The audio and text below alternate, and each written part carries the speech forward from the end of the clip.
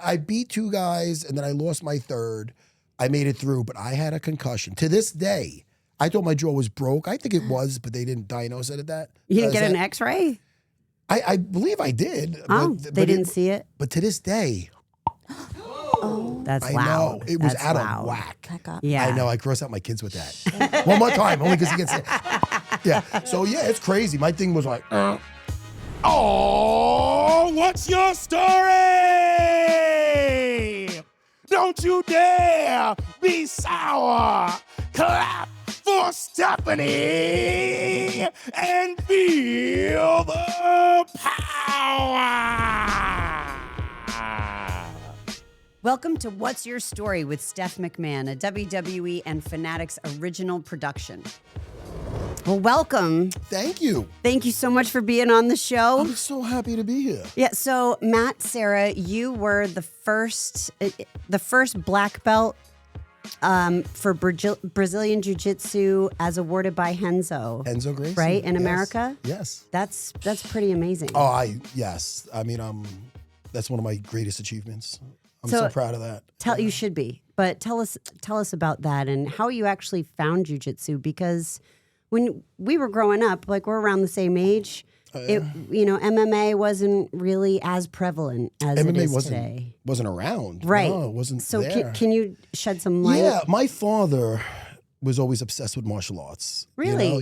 Yeah. He was he did Wing Chun Kung Fu, and like it was And odd. how did he find it? As a kid, he was in Hollis, Queens, and he had a place that he went to, I think in the city. I don't know where. But I had a Wing Chun dummy in my garage, and I would do some of the sticky hands and stuff as a kid. But my father wasn't, it's funny because he wasn't into any sports, but he was obsessed with like Bruce Lee and what other kids would do in Little League. I was watching Kung Fu Theater. I was just really into that. So I wasn't, My brother and I watch Kung Fu Theater as well, Sundays from like 12 to 5. Yeah. Yes. Oh. And then he wanted to practice I bet. every move. Yes. It was, Enter the Dragon and all those Bruce Lee movies my father had me watching. But did you see The Last Dragon? Did I see The Last Dragon? All right. Show enough. Directing Show your enough. pizza to Daddy Green's Pizza. I love it. My father took me to that in the theater. Really? Oh, man. Bruce Leroy Yes. and The Glow. Oh, and, yes. I love the song. When you got that glow. Yeah. It's great. Sing it, guys. But yes, so I was obsessed with all that. And then my father, when I was like 16, 17, showed me a tape of the Gracies. It was called Gracie in Action. And what was so wild about that is it was before MMA, so it was style versus style. It was basically jiu-jitsu versus guys, boxers, wrestlers, karate guys. And before that, like now everybody knows what real fighting is because mixed martial arts is everywhere. But before that, you never really knew kind of what worked. Like you'd be like, maybe that Steven Seagal stuff works. Maybe Chuck Norris. Like you used to watch stuff in the Rest movies. in peace. Yeah. Chuck. Chuck. Yeah, it's so sad. But, so you didn't know. And then when I saw these tapes, Yeah, and Jean-Claude. Jean-Claude Van Damme. Yeah. So there was always that, you never knew what really would work in a real street fight. But then when I saw these tapes from the Gracie family, my father showed me, and I was just like, whoa. Because I thought I was a tough kid. And I'm like, well, if I got one of these guys on me, I'm in trouble. Right, right. So I knew I had to learn it, But there was no schools in the whole East Coast, maybe one in Philadelphia. And then there was some schools in the Torrance, California. And that's it. Back in the 90s. Yeah. Yeah, early 90s. Yeah, So eventually, Craig Kukuk, who was the first American to ever get a black belt in jiu-jitsu, was with Horion and Hoist Gracie out of the Torrance Academy. He was moving to New Jersey. So he ended up doing one class a week out of Oishi Judo School in the village somewhere. Yeah. And so I ended up at like 18 years old, just taking the train from Long Island over there for that one day a week. Eventually became You're from 3 Long days a week. Island? Yeah. Yeah, I would have never guessed. I know. There's nothing I can do about it. It's crazy. So yeah, I would take that Long Island Railroad, and then 2 years later, Master Henzo Gracie showed up in New Jersey. They were partners. And that was 1996. And Renzo took me under his wing. Those guys had a falling out. Renzo was just a great guy, and I connected right away with Renzo, and the rest is history. The rest is history. He took me under his wing. I was just to do jujitsu. I was working all night security, clip on tie, security guard booth the size of a phone booth, a little bit bigger. Midnight to 8 in the morning, sleep a little bit, and then go on the train to train in the city, and then go back all night in the guard booth. And after a while, Renzo was like, Matt, I'm not going to curse. You can curse. You're training like shit. What is the matter with you? And I'm like, I go, Renzo, man, I'm tired. I go, I'm working all night. He goes, man, forget that, work here. I go, what? Really? I got rid of my clip-on tie. I called in to the Wells Fargo. I go, look, I'm not coming back. And that's when things started to really take off. I was living at that school. Like, I mean, clearly you were so driven. Yeah. Right? Like, what was it that you just became so obsessed with jujitsu? From the first time I seen those tapes, and then the first time I took a seminar, I took a road trip. It was in Connecticut. It was in Waterbury, Connecticut, and it was a seminar. This gentleman, Ron something or other, a Jeet Kune Do guy, had Horion and Royce in 1992. This is before the first UFC, and I only knew them from the tapes and from their fights. And I saw in something called Black Belt Magazine. The kids nowadays, we used to have magazines. Well, but it was nothing on the tapes. social. What's that? They don't even know what tapes are. Yeah, I know. I was watching that on VHS. Yeah. Oh, man, getting old. I know. I'm with you. But so I seen in Black Belt Magazine there was going to be a seminar. So I went to that seminar. When I took that class, before that, martial arts was forms, breaking boards. Even Wing Chun, there was forms on the thing, on the dummy. But anytime, personally, I got into a street fight, Did this happen a lot? Me? Yeah. As a kid? Yeah. Yeah, I used to fight a lot. Yeah. So what's that all about? You know, that's your typical superhero story, the kid that got bullied and then developed a little bit between 7th and 8th grade. Oh, and then I had a hit list. And then I started kicking then I You started had a list of people to kill? Oh, kicking the shit out of the bullies. I loved it. Did you get them That's all? Billy Madison reference, just saying. What? No, I said you made a list of people to kill. Like I didn't Billy want Madison? that was Billy Madison. Oh, no, I wasn't putting on lipstick. No, I was calling it out. Yeah. I know. Is that and the you reference? crossed out. That's right. Yes, I love. We watch the same movies. Yeah. One guy calls me up. I take him off the list. I put my lipstick on. And you lay back down. So good. So yeah, no. I would just beat up a bunch of the bullies, and then. Did you stand up for other kids? Oh, 100%. Yeah. Getting bullied's the worst. Yeah. You know, I was always silly, and I went from my elementary school, and then I went to my Woodland Junior High School, which was, there was an army base, which I had a lot of my good buddies there, but then there was also kids like 16 in my class that were like, I'm 13, and just big kids, nasty kids that were just bullies.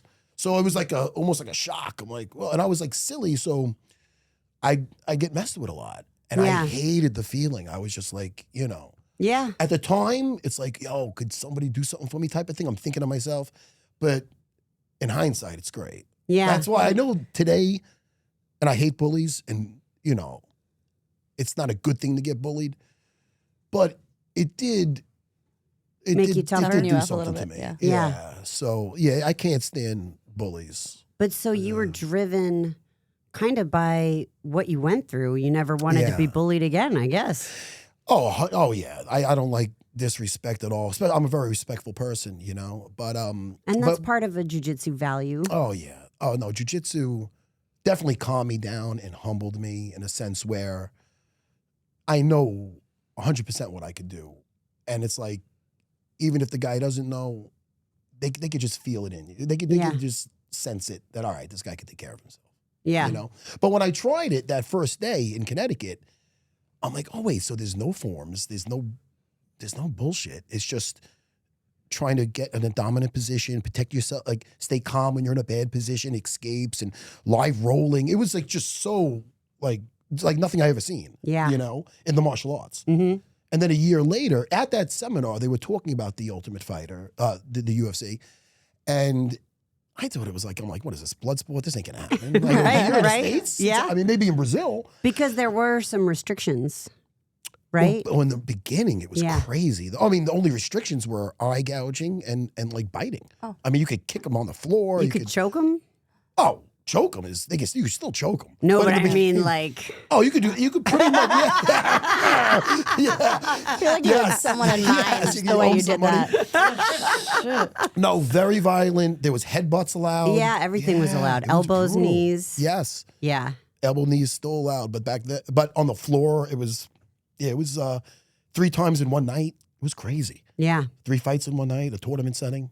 And then, so I want to ask you about that in particular because UFC had a hard time getting regulated. Yeah. And at one point in time, it was more states than not, right, that would not Yeah. pass regulation.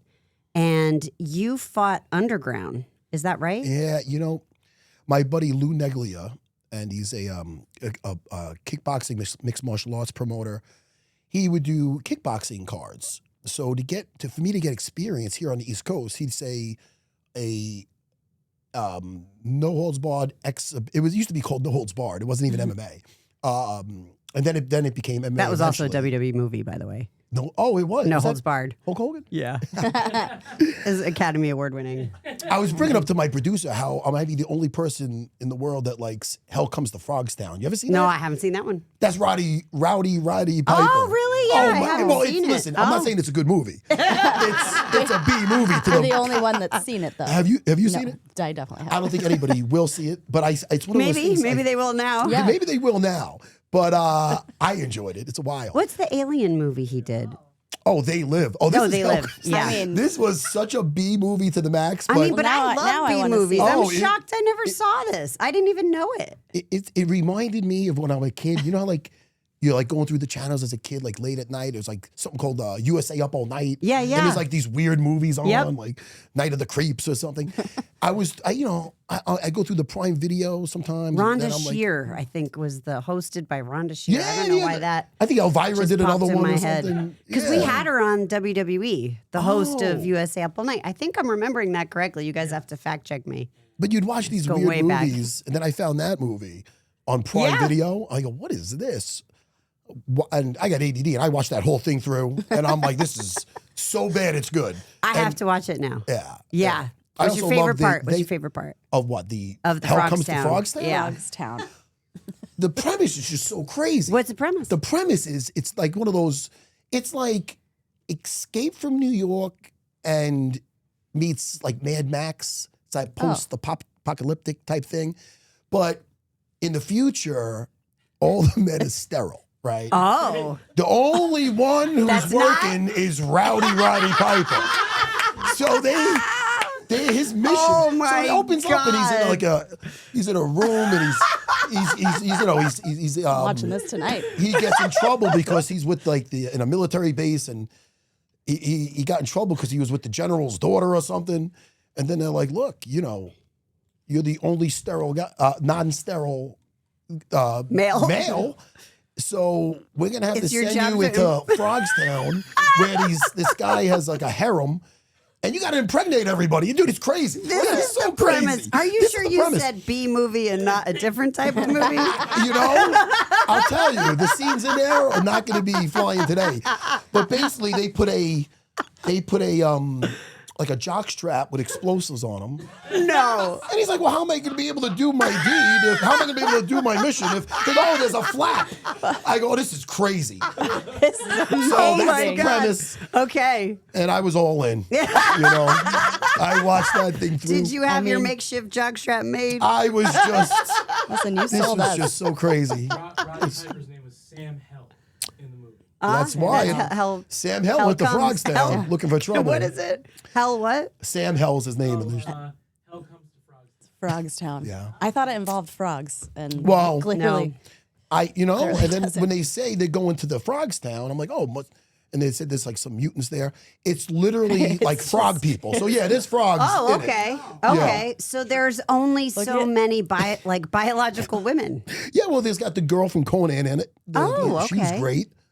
And then that's the Look at this. and everybody's trying to have sex with him. It's Right, crazy. of course. He's fighting them all, you know. of course, he's the only. Tagline: Trapped in a nuclear wasteland surrounded by mutants, Sam Hell has a mission to fertilize as many women as possible. It's a tough job, but somebody's got to do it. I You think almost they're gonna made that You think they're gonna do a my reboot God. anytime soon? for sure. Yes. I don't think that'll fly Yes. now. It's a tough job. Oh man. Yikes! I Yeah. am so glad you educated me on this. I I thought didn't the even know world will this see this now existed. thanks to me. Yes. You know? Yes. It's funny. That's amazing. Yeah, I'm a movie buff. Yeah. I love movies too. That's Yeah. all I do on my podcast. I do movie reactions. I watch stuff, and it reminds me of the old. You ever see the Mystery Science Theater? Oh yeah. Oh, I'm just doing course. it by myself, just having a good time watching stuff. Yeah, I'm a movie buff. Yeah. Yeah. We've all been there before when you're tired and there is something healthy in the fridge that you know you should be making, but you just don't have it in you. For me, eating healthy isn't a willpower problem, it's a setup problem. Until I found Factor. Factor solves that setup problem with fully prepared meals designed by dietitians and crafted by chefs, delivering right to your door. With Factor, I'm hitting my nutrition goals this season without the planning grocery runs or cooking. Factor has meals built around your goals, whether that's weight loss, overall nutrition, more protein, or GLP-1 support. For strength and workout recovery, check out Factor's Muscle Pro collection. Every meal is crafted with functional ingredients, lean proteins, colorful veggies, whole foods, and healthy fats. Fresh, never frozen, over 100 rotating weekly meals, including the newly launched ready-to-eat salads. Plus, 70-plus add-ons to round out your nutrition, from green juices to peanut butter energy bites. Head to factormeals.com/Steph50off and use code STEPH50OFF to get 50% off and free daily greens per box with new subscription only while supplies last until September 27th, 2026. See website for more details.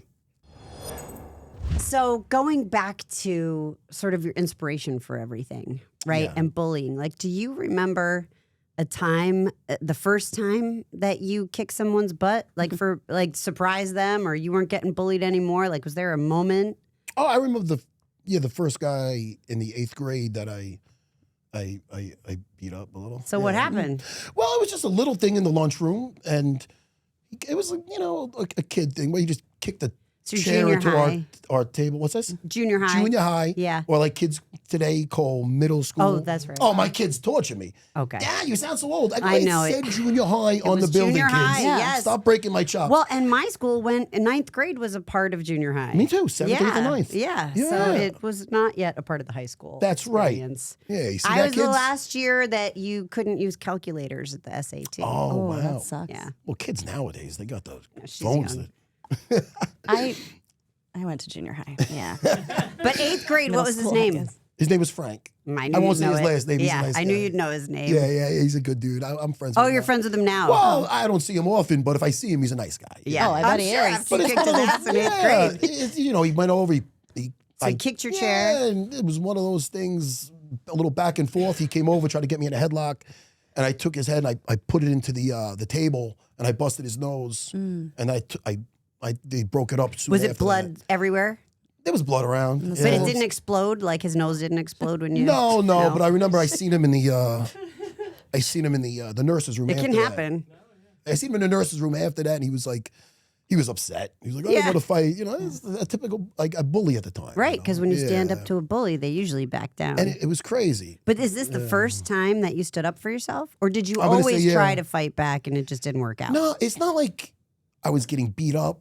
They used to do a thing called bacons where they lick their hand and smack you in the neck when you're at your locker. And They also had these little, they had the little sticky hand things. That Oh, you- I know those sticky But things. they put yeah. a little like pin on You get them them and at the stuff. You're like, supermarket? what the Yeah. fuck?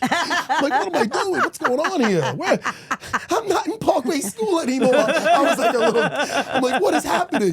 So, yeah, I used to get like messed with that. And I'm like, yo, this has So to stop. Frank, you So finally Frank, said... I busted his nose, And then after that, He was nice. Rest in peace. he was a Roger. good guy after that. Yeah. He's always been nice to you ever since then. I Yeah. can't imagine that. You know, my father taught me the rear naked choke before I knew jiu-jitsu, but I knew the rear naked choke. And then in 9th grade, a kid, Latrell Munn, they locked us in the locker room. That was like my first cage match. Really? They locked us in the locker room. And I got behind on him and strangled him. But yeah, so I was like, He's nice to him now too. I was like a kid with like a little chip on the shoulder, and I didn't like to be disrespected. I took it. I got messed with so much where I wasn't going to take an ounce of disrespect after that. you know? Right. But I wasn't looking for trouble or anything. Sure. No. But you were able to stand up for yourself. And the principals liked me. They said, you know, I remember I was in the office with Latrell. And he's This like, was Steel Cage Latrell? yeah. Okay. So afterwards, we're in the office. Just getting a character name. And he's like, man, I want to talk to my mother. He was like, you don't hear Mr. Serra crying for his mother now? I'm like, yeah, that's right. I'm not bitching. Anyway, so they let me. That would They go, not "Look." happen today. But oh no, Yeah. that's not gonna happen. Definitely not. But they said, look, stay at home. They sent me tutors. I had oh two no, tutors. they made you stay home? Yeah, the last how many months I ended up getting my diploma, but I did it on. Oh home no, tutor. so this was your senior my senior year. Oh Yeah, really? yeah. So I ended up finishing I got my diploma by getting just homeschooled, I guess you could say. How many They sent me months? it was most of my senior year. You must have fucked this kid up. I feel like you're Yeah, it was, you know. You were a danger to your fellow They students. wanted me out of there. I'm so happy I found jujitsu. You know, thank God fighting became a sport, Thank God or we I'd all. be screwed in life. Thank God for all of us. You found jujitsu. This was 1992. Now, Okay. I was delivering pizzas at the time, and there was no mixed martial arts. I didn't know it would become a sport. You know, so what do you do when you're like a tough guy about to graduate? I look at the generation before me. It's either the tough guys are either in jail or they go military, that type of thing. So that's the route I was going to go. Okay. My parents signed the papers for me where at 17, when I graduated, I was in something called the delay entry program for the Marines. Okay. So I was jogging with them on the weekends. I was learning the rhymes, the songs about Right, the rifles right, and shit. Yeah. So that was going to be my route. Did you run with a backpack of bricks? Nothing. No. But we would go to Eisenhower Park and just do that. This little Southern guy was my the recruiter, nice guy. But I ended up I had a So I'm sorry, you did this throughout your senior year. So this would be what occupied your time because you were a delayed entry, or no? no, it was I Okay. would do it on the weekends and stuff. Okay. So it wasn't like nothing crazy, but I would just be delivering pizzas and working out and stuff. You know? Yeah. But yeah, so what happened was at the pizzeria one night, like I got into an altercation where like 13 guys, I had a problem with a guy, and you know, this guy was a real bully. I didn't like this guy at all. I had a girlfriend at the time, her best friend, it was that girl's older brother. So I Okay, seen him before. He's one of those guys who are like, hey, what's up, Mike? And he'd look at you, look away. So I'm like, this guy's a prick. I go, sooner or Yeah. later, I'm going to have it with this guy. So one day, I called up the house looking for my girlfriend, and so I was looking for his sister, and he answered the phone. We got into a verbal argument. So he ended up coming down to my pizzeria. But with, like, wait, a bunch of why? guys. Like just because you were looking for Well, your sister? I'm like what is was Maria his problem? there? And he was like, yeah, who's this? I might have said, who's this? You know, I didn't like the guy. Okay, all So right, it was one of okay. those. And he's like, I know who this is. It's Deborah's boyfriend. And yada, yada. He was a juice head. I'm like, I'm like, what are you going to do? You know, we Right, got into that right. kind of thing. So then he It showed- escalated quickly. It escalated quickly, Okay. but the fact, thanks So to I'm this. sorry, so he comes to the pizzeria, okay. Yeah, so I was delivering pizzas. My boss, Nick, great guy, I told him, my girlfriend, what happened was my girlfriend and the sister came first to the pizzeria. And they're like, oh, Mike's going to come down here and he's got a bunch of guys. And I go, all right, go ahead, get out of here. And I'm getting out of here soon. You know what I mean? So I go, Nick, we might have company, buddy. I'm letting you know. All right, we're locking up. So we were locking up. We walking out. I see two cars just spot. They go park. And now And you're there's in a the bunch parking of lot. guys running over. you Yeah. know? Oh shit. So Nick's like, all right, let's keep it even. You know, they came running over. And this guy had he had just the look of the devil in his eyes. He's a juice head. I don't know what he just was on. ready He to had go. the tank top on. He's like, he had his hands out. I'm gonna fucking kill you. So it was just me and him. I started, and I didn't know jiu-jitsu at the time. Right? I started with my Wing Chun chain punch. Did it work? It's fucking terrible. The Western boxes. I learned. I didn't knock out GSP with a chain punch. So I did that, and he got a hold of my neck like this. We were cheek to cheek. I'm going to tell you the next part. Please don't call in security. I'm Okay. not All a right. weirdo. Okay. We were cheek to cheek. He was a big muscle head. I ended up biting his ear. Well, you know? Tysoned him. Yeah, I was gonna say. Now that's funny you said that, because not only did I took the ear off, but the only thing it's not funny, but what's funny about that is when I got sued civilly, not to speed up the story, that's when Mike Tyson did it. Oh, really? So it was fresh when I had to go to court. in his when mind. I'm like, because it happened. So You it's, inspired him.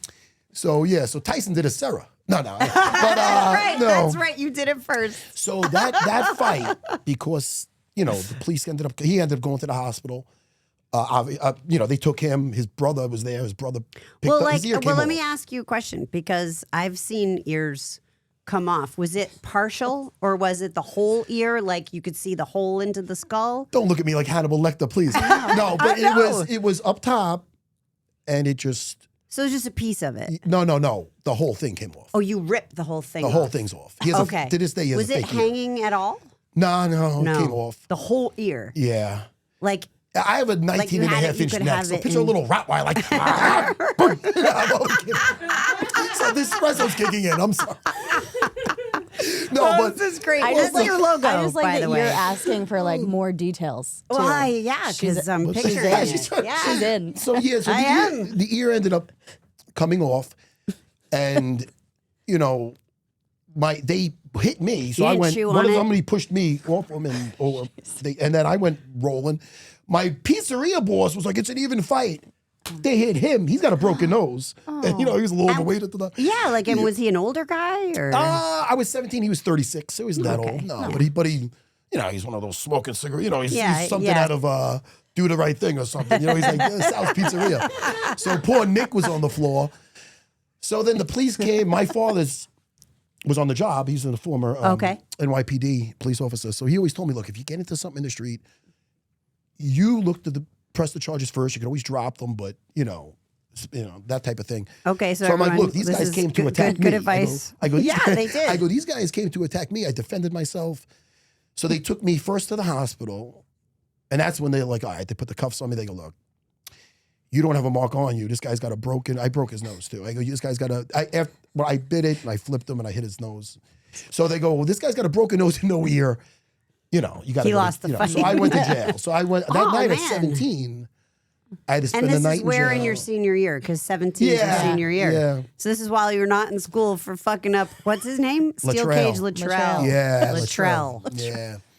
But what this leads to, because of this one incident, Right? it just changed the course of my life. Okay. Because the original You were headed to the Marines. yeah, not anymore. Yeah. Yeah, and I loved the guy was a great guy. I remember what he said to this day. He's like, Mr. Serra, I'd love to serve, and it would be an honor to serve in a foxhole with you any day, but I have my superiors. And I'm like, Wow. what? He's like, we can't accept me. In 1992, they could not accept me in the Marines because the original charge was a felony, but I pleaded guilty to like a youthful offender, a class A misdemeanor. Yeah, because you weren't even 18 yet. No, I wasn't.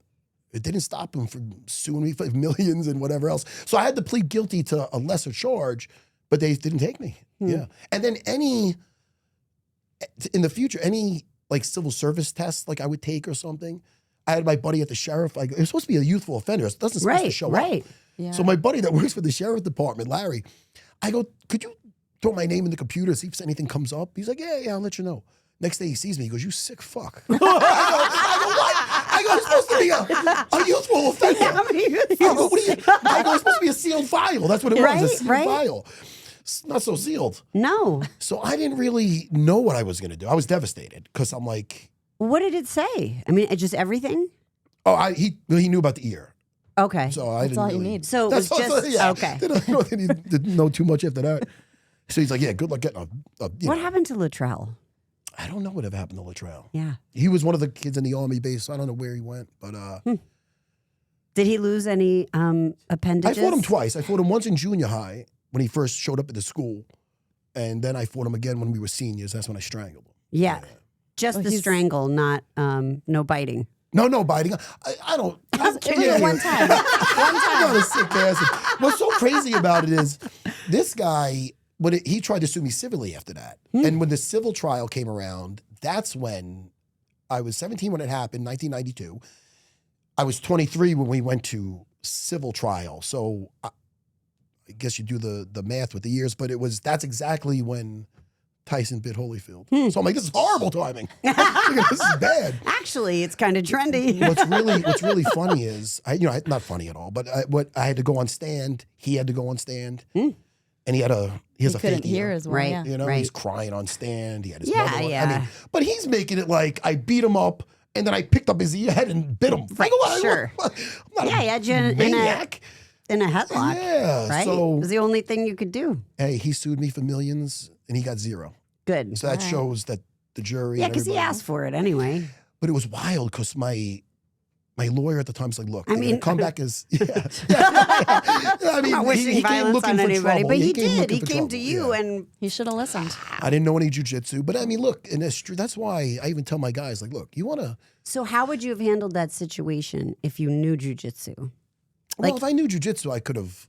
I mean, the thing is, How this, would there it was have a bunch of changed them your there. It was- mentality even? Oh, I could have chose the level of violence I wanted to do with him. Like, if I Right. could have mounted Like you him were a and- little out of control. there's a video of me when I was, and this is recently. I'm not fighting anymore, but Okay. I was with my family. I was about to get inducted into the UFC Hall of Fame, and this thing went viral. It was at Red Rock Casino. Yeah, I've Now, seen it too. Yeah, well, my point is, in that situation, But explain for well, I was with my. It's funny because my whole family was with and me congratulations, by the way, on. on UFC Hall of Fame. Oh, thank you. Yes, Oh, sorry. Yes. Yeah, that was yeah. I'm I'm like- kicking this guy's ass. No, that was fantastic. So I was there with my family, and I remember it being July 4th because that night my wife's like, should we go down to the strip with everybody and look at the fireworks? And I go, there's gonna be a bunch of drunks there. Let's just hang out. I love Red Rock Casino. Let's just hang out here. And tomorrow I was going into the Hall of Fame. I go, let's just chill and we'll celebrate tomorrow after dinner. And so we went to the diner in there, and there was a drunk. It was like Weekend at Bernie's. This drunk guy comes in with his girlfriend, and she's got the glasses on. And she's got she was the Bernie. Yeah, no, she was the Bernie. Oh no, she was just. And at a point, she's like sleeping in a thing. That's rough. So I'm like, But why, bro? Why wouldn't he bring her home? this guy was a mess. Yeah. But they weren't. But then he left for a while. And then he came back. When he came back, he He'll was, be okay, he was a honey. mess. He left her there. And I'm just like, she's got like the hat over her thing. And I'm like, this is God hysterical. bless her. And then he started just being just nasty to the waiters and just, where's my check? Where's this? Where's that? He's starting to throw things at the people. The whole place is Yeah. noticing He's this dangerous. guy's. Yeah. So I told my wife, I go, let's get out of here before something happens. We were done anyway. Right. The waiter was bringing me over my check, and then he gets up. Like he gets up aggressively. So instinctively, I just got up. Right. So he turned to me. He's like, "You got a fucking problem." Now look, I point this out to people who come in looking to my jiu-jitsu school. I don't point out my fights with the greats and stuff. Some of the stuff I did in the cage. I point this out because I'm not the biggest dude, but I don't look like a wimp. You know what I mean? Right, So for this guy to challenge me in front of my wife and kids, Right. you know what I mean? What if I didn't know how to handle myself? Right. That's a rough night for everybody. Right. You know what I mean? Sure. Getting your ass kicked by some sloppy drunk. So he took his shirt off. When he's taking his shirt off, I know it's not going to get better after that. Right, So no, I step in, that get him around the never- waist. yeah. You're a blue belt now. Basic takedown. My wife's like, I'm surprised how gentle you took him down. So I mounted him. I told my sister to film it because I Yeah, knew they're going to yeah. say I'm beating him up. That was And smart. then I said to the Dana afterwards, I go, because I know the Fertitta brothers, they own that hotel. Right. So I go, tell Lorenzo and Frank to get better security over here. I said that to Dana. So he goes, oh, no way. So he put it on his Twitter. That's Oh, He put that out there. So it's He funny, but loved it it. shows you that you don't have to hurt somebody. Yeah. Like I didn't throw a punch. I'm telling him to calm down, He's not listening. He's not listening, but he can't do anything. I Right. had his wrists. I had it mounted. At one point, I'm telling him calm down. I look up and I see my Maria, my middle, And my kids were little at the time, and she's just looking like a bird that fell out of a tree. I go, no, it's okay. It sounds like I'm talking to him still. Right, so I'm like, right. no, it's good. It's okay. It's okay. I'm in control, honey. Don't worry. You know, he got a jujitsu lesson, and that's that. So yeah, so with the power of jujitsu, you know, you could neutralize a fight as violent as you want or as gentle as you want. Yeah. You know? So that's the power of that. But I didn't have that in 1992. No. You know, and this meathead had Well, me and by you're the neck. 17 years old. Yeah, I Yeah. didn't know what I was doing. Yeah. But yeah, so that was a major, like a Turning point. turning point in my Yeah. life. Because now you're not going in the Marines. No, and I didn't So know now what to what? do. That's when I found that seminar in Black Belt Magazine, and I'm like, I was thinking about going to California. I'm like, I have to learn this, and then I found out that Craig Kukuk was moving there, and that's how I got involved with going to the city to learn it. But still, at the time, the girl I was dating was like, my parents are very upset you're not going to college. I know you love your judo. I'm like, it's jujitsu, bitch. I'm like, I was That's it. getting, We're over. because nobody knew. It wasn't like it wasn't there wasn't even a UFC yet. Like Yeah, then the UFC came out, and that was like my first dream was just from watching those Gracie in action tapes. I'm like, maybe one day if I learn this, I could have a school, maybe do a challenge match, maybe do something like that. I could have and, you know, so I exceeded that. I did. It worked out. Yeah, But- it worked out for but you yeah, pretty good. I mean, But it's funny how life's not linear, right? Whoa. Yeah, I mean, You never would have expected that Never- no. fighting would actually be what, thank goodness. Oh yeah, I remember. but in a positive way, right? It's like in the beginning, yeah, maybe you were punished for fighting in a particular way for a particular reason, but it wound up being like what you did best. The principal of East Meadow High School used to put up the blinds.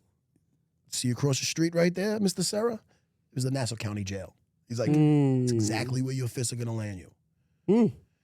Sorry, Mr. Popelka. I'm sorry, Mr. Popelka. Anyway, listen, that guy, God rest his soul, he might be dead. Oh, But, I kind of hope he's not. you know, but at the time, people thought I was, gonna not. They didn't know where I was gonna end up. You know? Sure. But I was never a kid looking for trouble, but I loved fighting. I did Yeah. love fighting. So what is it you love about fighting? Because Professionally? I mean, in general, I think people either have it in them or they don't. But I also think it's like one of our most primal instincts, Oh yeah. right? So, like, what is it about it that you love the most? When you're gonna, first of all, there's a saying by Customato, what's the difference between a hero and a coward? And like he says there's no difference. Both are afraid of getting hurt, both afraid of dying, but it's what the hero does is what makes him a hero. It's what the coward doesn't do, which makes him a coward. So like every time you fight, you have that pit in your stomach. In the mixed Sure. martial arts, like you could, as you know, when you prepare correctly, you're confident, but like you could do everything right. And you never know. And there's so many ways Yeah. to win and lose. So you're about to walk out to could be the best moment of your life, or it could be the most embarrassing moment of your life. Yeah. So there's that pit in your stomach where guys could let that defeat them. I've seen guys thrown up in the back. It's your mental game, right? The Yeah. mental game is so huge. But I love that feeling. Yeah. Because it's a feeling to show courage and show, I'm that guy. You know what I mean? Yeah. I'm gonna. No, he's got the problem. He's locked in a cage with me. You know what I mean? Yeah. There's all these little things into it that build What up. is your head game when you go in there? Like you just said, Your self-talk. yeah, your self-talk. Like, what do you Yeah. say to yourself when you get in there? Like, he's got the problem, not Oh no. me. Yeah, I wouldn't Like, want to what- fight me right now. That's the. Yeah. I try to. In mixed martial arts, it's the hurt business. Like you got a guy preparing specifically to do damage to you. Right. Like how is he going to win? He's either going to knock me out, or he's going to get my limb going in another direction where it's going to either break or I say uncle or I go unconscious. I mean, Right. this is Yeah, yeah. this is his objectives. That's right. So Oh, yeah, as are yours. of course, Yeah. So it's like, are you going to worry too much about how dangerous he is, or are you going to make yourself as dangerous as possible? Where it's like, all right, yeah, what are you going to do? What are you going to do to me? You're going to try to do this? It's a fight. At the end of the day, it's a fight. It's the same thing I did to Latrell and locked in Yeah. the locker room. But now I know how to fight, and I know how to, and then I get my body in peak condition, and now I have a skill set where when the fight's coming up, I'm like, man, I hope I'm going to get him in this position. I'm going to get this. If he steps here, I'm going to hit him with this. And so you get more excited about what you're going to do. You watch what he's dangerous at, but you don't get obsessed with what he's going to do. Right. You know what I mean? So that's kind of the Because you're going to react in the moment anyway. Yeah, I mean, and then, you know, I had great coaches. Ray Longo out of Long Island. He's got 4 champions now. Yeah. You know? And that's a guy, I'm a very loyal guy. When I had my very first fight in the UFC, I got stuck. I didn't have the experience because when I fought on these the lower shows that Lou Neglio put me on, I'd get tough guys, but a lot of them weren't great on the floor. So I never went out of the first round. I'd take them down and smoke them, you know?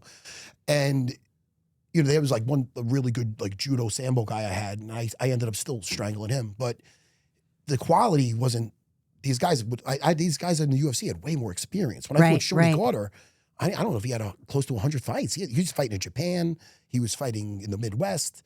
So he had a lot more experience than me. Plus, he greases and he wears a Speedo. So it's very... Right. It's like an episode of Cops. I couldn't hold on to it. No, the guy's slipping out of everything. Cops are in Speedos? Well, when they're trying to get some drunk and the guy's all One of those slippery. movies. But, you know, it was one of those things where I just didn't have the time clocked in. So I ended up getting stopped with 15 seconds left by running into a spinning back fist. Something I would have seen Right. now it'd be like I'd see that a mile away. Experience is the best teacher, so, right? Yes. Yeah. So I had to kind of learn on the job there. But it's funny because I lost that fight. They're like, yo, he's got to get rid of his striking coach. Now you fast forward, Ray Longo's got 4 UFC champions. You know what I mean? Wow. Yeah. So it's about accountability. Right. He didn't tell me to run into a back fist. You know what I mean? It was Right. but he taught me great. And then obviously Master Henzo. Henzo Gracie took me as a purple belt, fresh out of a security guard booth. He was like, look, he's got a fight. He's fighting in Japan at the time. He's like, look, you're coming with me to work my corner. Dude, who am I? Like, really? So this is the job that he offered you? No. Okay. This is just him taking me to Japan. Wow. Just Wow. to learn. He's like, you got to see. Were how you it-" full-time at the gym at this point? that's all I did. Okay. That's all I did. I'd be teaching for him in the afternoons. I'd train at night. And then I would teach at Columbia University algebra. No, I wasn't teaching. I did a jiu-jitsu course there. I did a jiu-jitsu course there 3 days a week that paid like a Really? whopping $500 a month. That would be my rent. You know what I Yeah. mean? Plus, I'd make money off private lessons. So, but that was my one set. You know, private lessons, somebody gets hurt, somebody this and that. But that was my set pay, like that Columbia University gig. You know? One of our students went there or was a teacher there, and they got me they made money for a jiu-jitsu course. That's pretty cool. So I would do that Do after. they still have that? I believe they still do. Wow. I have to check, but I think that was going for a while. Yeah. Yeah. Yeah, that's wild. Well, and now there's a lot of training going on at police academies. Yeah. Right? Yeah, I did something for the NYPD. And the at military as well. Jiu-jitsu's everywhere now. Yeah. Yeah, everywhere. But there's like a specific request, I think, for jujitsu, I think. Yeah, military? I taught Yeah. at the police academy before. I taught there in the NYPD. They brought me in. I teach a lot of cops. Yeah. Yeah, ton. At That's my school great. in Long Island. Yeah. I mean, especially women. I mean, they need this Yes. more than anybody. Where does a attacker want them? On the floor. Right. You know what I mean? That's where you become the most dangerous. Snap an arm, do a sweep, get out of there. Yeah. You know? Yeah. Yeah. I took Eve Torres, was a talent for WWE, and her husband Henner. Oh. And they have the whole anti-bullying program. great. And so that was my first exposure to jujitsu, formal exposure. Yeah. And then, working with Rhonda, which of course was all, WWE and everything else. Yeah. But my brother also really loved jujitsu. Ah. So I asked her, after WrestleMania, and she put me in touch with you, Yeah. and you put me in touch with my Mark, my Jedi coach. Mark Yes, Cerrone. Jedi Mark. Yes, Mark came up with me at the Henzo Gracie Academy, Yeah, and he's a great guy, as you know. yeah. You know, He's a really great So I guy. knew he'd be in good hands. Yep. Yep. So, and that was great, and I'd love to see your. You're all. Does everybody know you're a blue belt? I mean, Does anybody know that? I don't know. I've said it on We the should pod. broadcast that. That's a. A 2-stripe blue belt. Oh, let's go.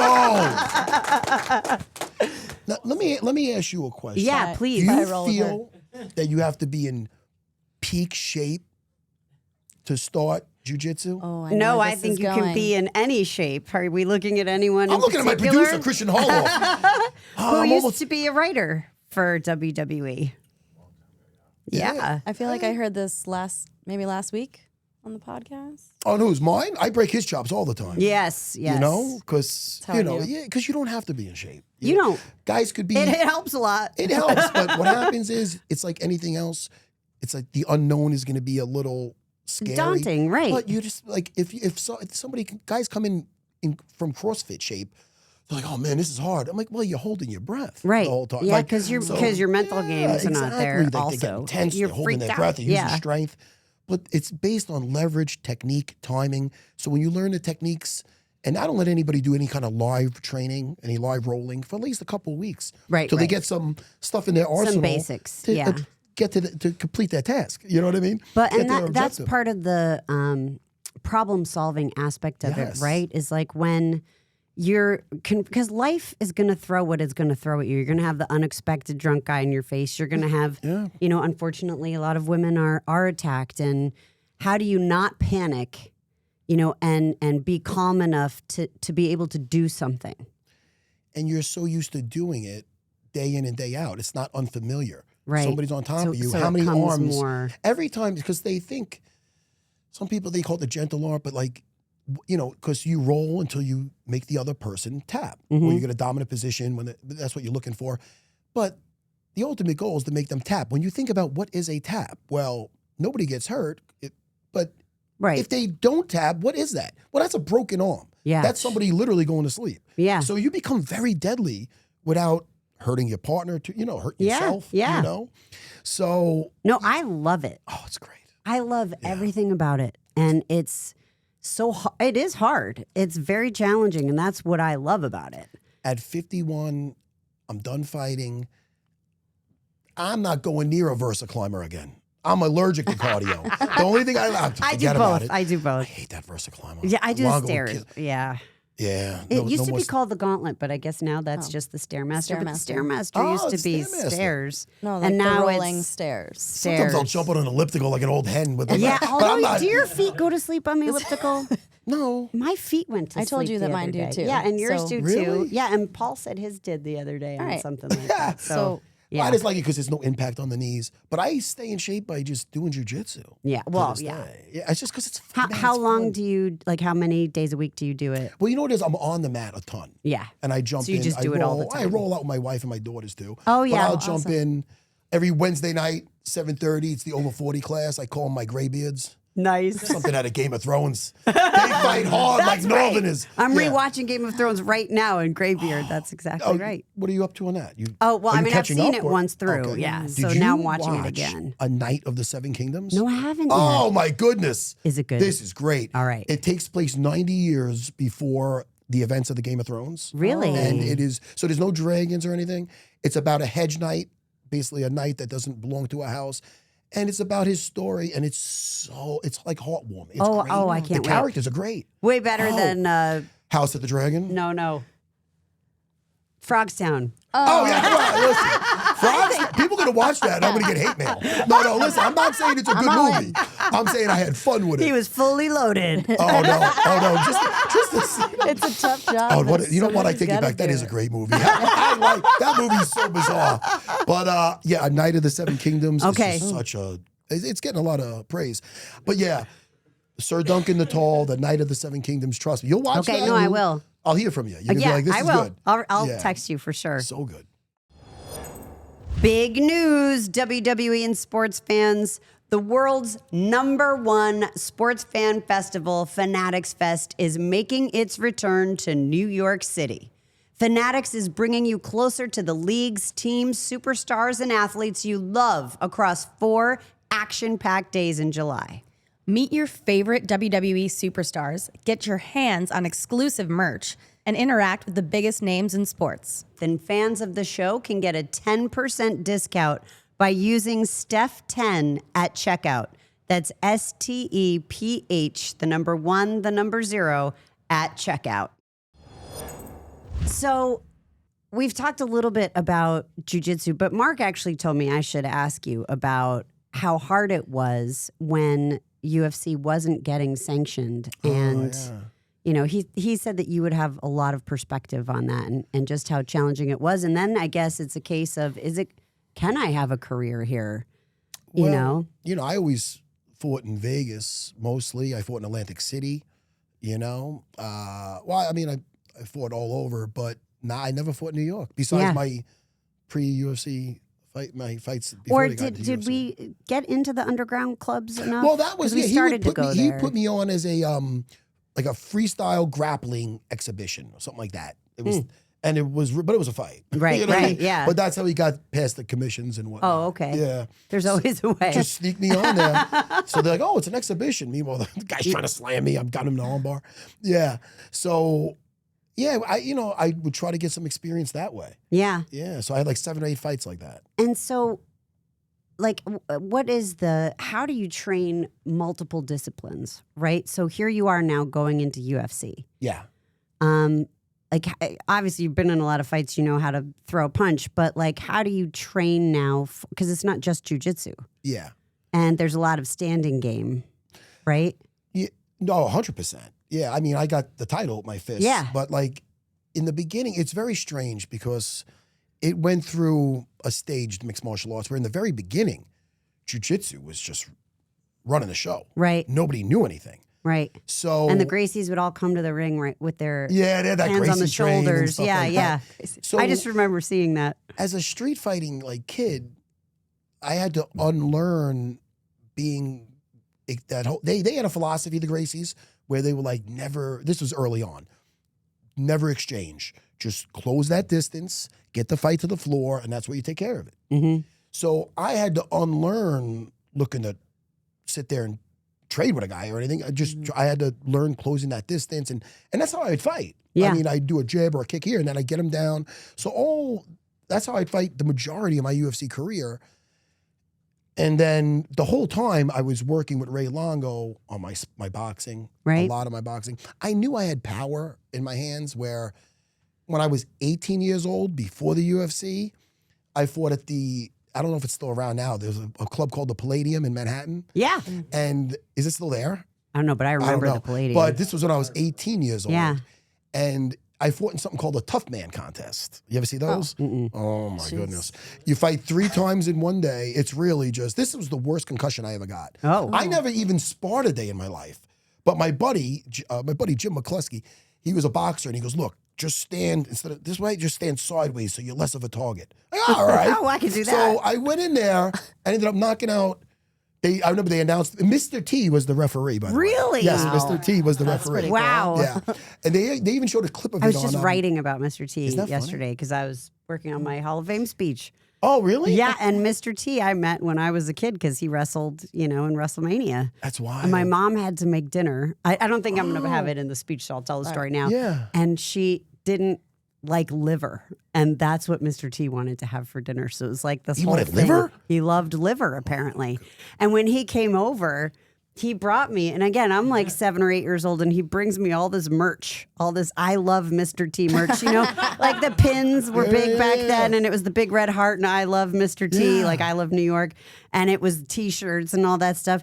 And then Mr. T was inducted in our Hall of Fame however long ago, and he did the same thing to my daughters. Oh, Isn't that so funny? That is so funny. It's so funny. He was So a nice sorry. guy. So he was No, the he was the he was, ref, not the MC. No, he was there. He was Okay, just there okay. as Whatever, But yeah. he was a nice guy. I remember. you Yeah, know, yeah, he's a great guy. Yeah, but I beat 2 guys and then I lost my third. I made it through, but I had a concussion. To this day, I thought my jaw was broke. I think it was, but they didn't diagnose it at that. You didn't get Is an that- X-ray? I believe I did. Oh, but they didn't see it. But to this day, That's I loud. know it was That's out loud. of whack. That got Yeah, I know. I cross out my kids with that. One more time, only because he gets it. Yeah. So yeah, it's crazy. My thing was like, I want to go eat pizza after. I'm like, I can't bite.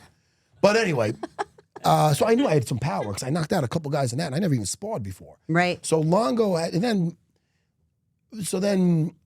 I would always look to fight still the same way. I was fighting using try to just utilize my jiu-jitsu because Mm-hmm. that's what I was, that's what I was the most really good skilled at. at. Yeah. And I went over and the UFC picked me up after I had a really good run over in Abu Dhabi. There was an Abu Dhabi jiu-jitsu tournament. That's the biggest grappling tournament. And it's still around. It's very prestigious. And I made a name for and what's it myself called? over there. Abu Dhabi. No. The tournament. It's like the it was 80 the ADCC. ADCC, yeah. Okay. So I did really well over there. And that's when they picked me up. So I didn't really clock the time in with the stand-up. But I was doing it on the job, you know? Yeah. And my jiu-jitsu was handling everything. You know, I was doing well, you know? And then I remember I tore a meniscus, and then I had to go through like a whole camp, and I couldn't really do any takedowns. So I did just so much boxing. He would take me, and that same promoter, Lou Neglia, he'd take me to his school in Brooklyn, Ray Longo, and I'd spar with his guys. And then it really just leveled me up. And then, so I started getting that in the arsenal. So yeah, you have to be well-rounded. Yeah. But I was still, if you're good enough in one area and you can get it there, it was working for me, jiu-jitsu. And So then I was, how did you beat George St. Pierre? See, that was a good day in the office. Yeah. It was better than the rematch. You don't want to watch the yeah. rematch. But no, what happened with that is, you know, I got on something called The Ultimate Fighter, season 4. See, now, usually The Ultimate, and this did wonders for me because usually The Ultimate Fighter is for guys to break into the UFC, right? So season number 4, the premise was it's guys that were in the UFC a bit but never got to the title.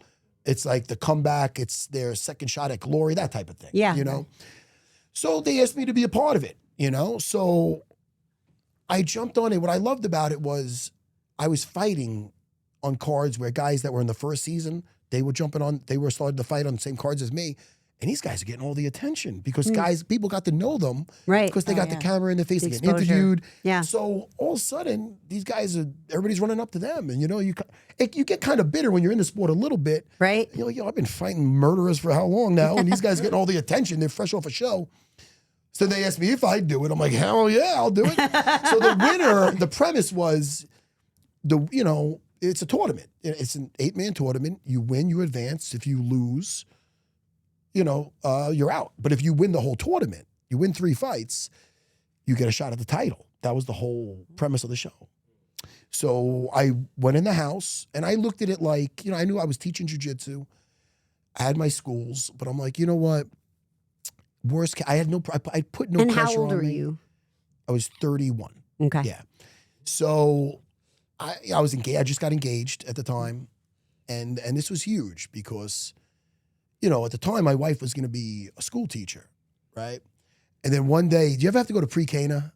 Like before you yeah. get married? Oh, those things are the Mine was a worst. little different Oh, though. We did it one-on-one with the priest. That's so much better. We were I able to don't- do you that. gotta go to these people's We took him to homes. dinner. Wait, I'll tell you this Go real ahead, please quick. do. We took him to dinner and we had to get him this like particular bottle of wine from Italy or something that he really wanted. So we did all this stuff and, he, moves us forward and whatever. And then we're about to move forward with the ceremony. And then we found out he was excommunicated Oh, Yeah. for all different kinds of things. Oh. So what'd you have to do? Get another No, priest, we were another all bottle set of wine? then. We were, Oh, yeah, you already but, said? Yeah, but Well, that is the way, was the hey, story. I Yeah. recommend though, if that's the way to do it, that's the way to do Yeah, it. no, it was great. You gotta It go was to, just dinner who and else wine. did it around here? You got to go to people's houses. Yeah. Oh, Really? boy. I thought it was like a class. It No? is, but it's like But a at bunch of people's different houses? couples, yeah. and the people that are hosting it are just. Oh. Oh man, I don't want to hang out with. I mean, I like people, but I don't Yeah, want to hang out yeah. with any. I don't mean either. I'm a hermit. I don't like to go anywhere. So I'm sitting there with my, my fiance at the time, and we're just like, oh man, this is brutal. So after one of those, we're at the Colony Diner, and I was about to go into this Ultimate Fighter house. Now, if you win this show, you get a decent amount of money, you get some nice money, and you get a shot at the title. It's big. So she's gonna, when we're sitting down, like I was all set, we got engaged, and she's telling me like, look, I will be a teacher and everything, but I'd really love to be a stay-at-home mom, but I will, work if I need to. So I'm like, oh shit! I go, this is just more pressure now. Now I got How does that sit? I go, this is only going to work if I win the show because the schools do okay, but Long Island's expensive. Right. You know what I mean?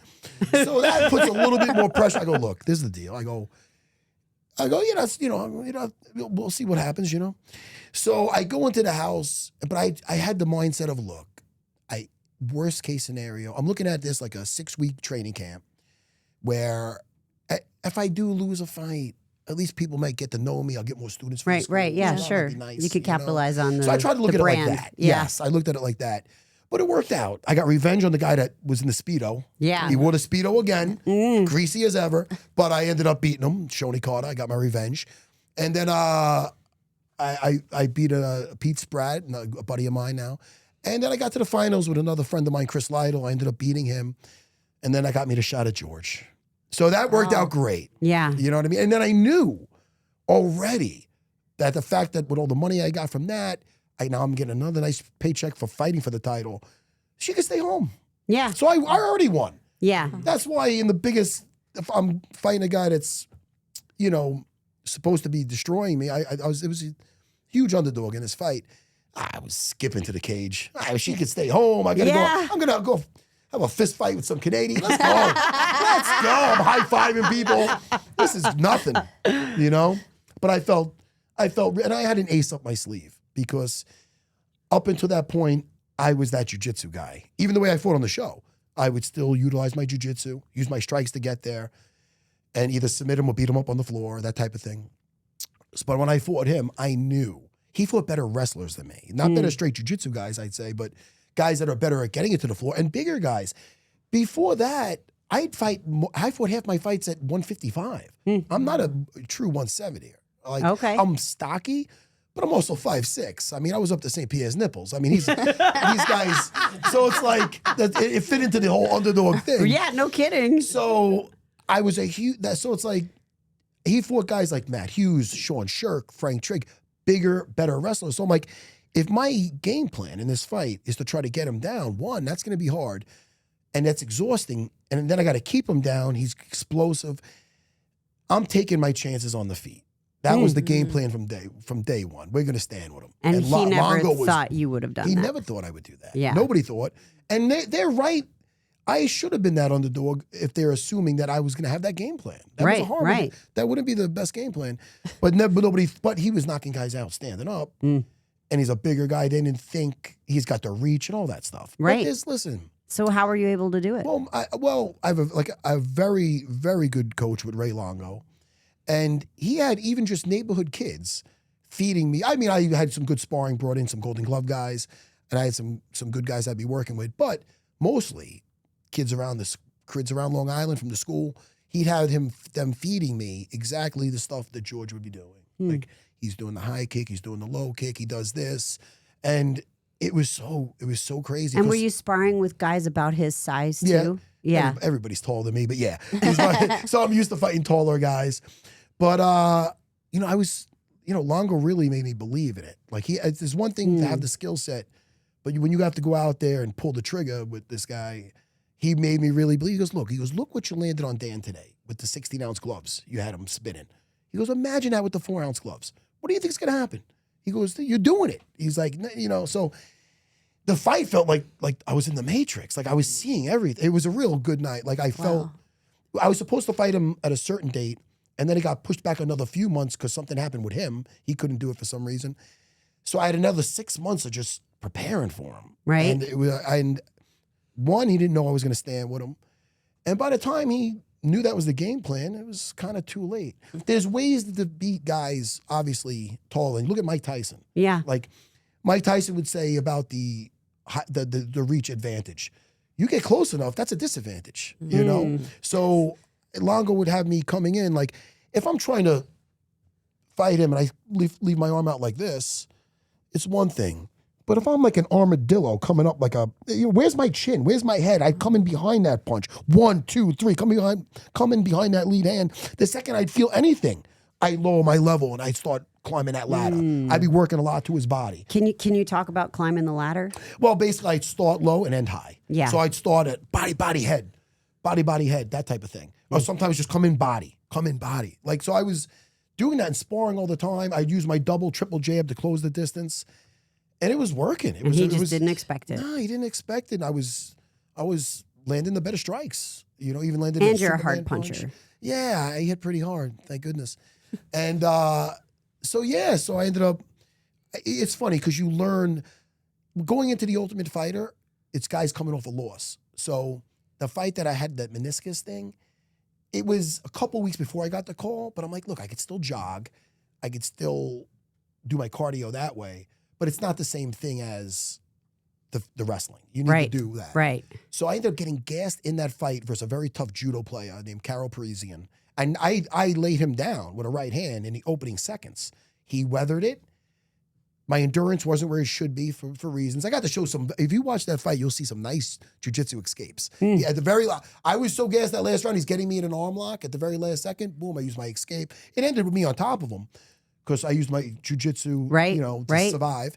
But I ended up losing that fight. But because I did so much stand-up sparring for that fight, I just felt so I felt just another level. Yeah. So it was almost like that. You so felt that, like, and because you that were at your loss- best, your physical Yeah. best I and mean- mental best. And it was funny because that was the first fight my father-in-law came to see. I was engaged at the time.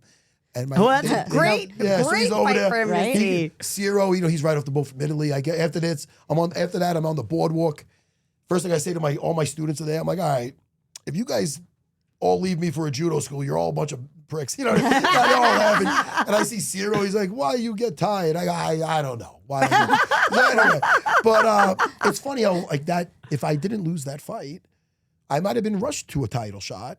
And And then you wouldn't have been it's ready. funny. I didn't even ask to even go back up in weight. I was fighting at 155, winning. They go, look, we have Carol Parisian at 170. And I thought he'd be a fun fight because he's got a good skill set. Yeah. I wanted to use my jiu-jitsu versus judo. But I had that unfortunate thing, and he ended up getting the win. But it led to that And do Ultimate you Fighter. think his weight, like when someone's heavier than you, does it blow you up more? Say it again. Blow me? When someone's heavier than you, does it blow you up, your wind? Like, is it harder? Get me tired more? Yeah. You know what? you Yeah, if can't they're on- breathe. Well, Because you said you weren't in wanna- shape. At 155, like I'm suplexing guys. Like, Yeah, you know what I mean? yeah. I'm a big 155er. But I'm not most guys at 170 are cutting from way heavier. Right, So they're a lot right. bigger than me. So I have a skill set with my jiu-jitsu where I could fight off my back. I could fight on... I can hang with those guys. Right, I have right. plenty of wins at 170. Obviously, I won that tournament with all true welterweights, and then George, of course. I have some good wins at welterweight, but because of my skill set. But you'd probably want to, if it was up to me, they asked me, I would have stayed at 155. You know, Yeah, I didn't yeah. plan on going back up, but I knew I could compete at 155. It's 170. You know, but it wasn't like my desire to go up there. I'm glad I did. It worked out. Yeah. You know? But it wasn't like I was seeking to do that. How important is it to learn to lose? And what do you learn when you lose? Well, Not that you did that often. no, But- I have my share of But losses that's life, for sure. right? Yeah, like, accountability is one. There's a lot of people going to try to make you feel better and say it happened because of this. Or, hey, this guy should have done that. And you're like, yeah, that's right. It's because of him. Right, it's not no, me. you're the guy in there. You got to take accountability about. And how does that translate to life? Well, Because I don't think a lot of people take accountability. yeah, I mean, it's Longo would often say the ring, the cage is like, you can't hide who you are in there. Like, that's the truth. How you act in there is how you would act in life. I don't know if this is the same answer here, but same what you No, it's question, great but- though. But he would just say, like, if a guy's taking a cheap shot, if a guy tries to go hard on one round, hey, listen, I got to take the next round off. You show a lot of how your character. Mm-hmm. You can't hide who you really are in there. Yeah. You know? That might have been an ADD moment. Where'd that come from? No, Is that- no. did I answer your question? I'm or asking. that- No. I asked about the importance of accountability and how that Yeah. applies in life. Yeah, because you could just pass the buck or say it's because of this or because of that. But the biggest thing I felt when I lost the fight, how I felt personally, it was like I had an itch that I had to scratch. I had to get back in there and beat someone else up. I'm like, look, I go to make me feel better. I'm gonna have to get back in there. And so, did you like rewatch the fights? Do you analyze it? Do you see what you did that you thought you needed to change or correct, or what's your process? Yeah, like look, there's always when you have fights you lost, like you could know in your heart why you did it, but that doesn't mean you're gonna start yelling at it. You could have a rough camp, some camps, like some camp. it's hard to get there in one piece. It's probably similar to the pro Yeah. wrestling. Well, you yeah, know? it's constant. Yeah, you constantly the training camps are rough, you know. So you could know in your heart, like, man, or just feel like the what ifs could kill you. I don't have any regrets, Right. Yeah. What because ifs I are can't terrible. be like, well, what if I didn't have that meniscus tear? Or Right. what if I didn't have this? Or What if I didn't coulda move had to the cardio right? better? Yeah, Yeah. exactly. What if I didn't run into that spinning back fist? You know what I mean? So you just got to let it go and just move on. You know, you can't let it haunt you. So I don't have any fights that keep me up at night. I'm going to ask you this a different way. Okay. What are some of the most important lessons that you teach your daughters? That I teach my daughters, I try to set a good example on, like, I'll show like certain fights that I lost and I had to bounce back from, perseverance. You know what I mean?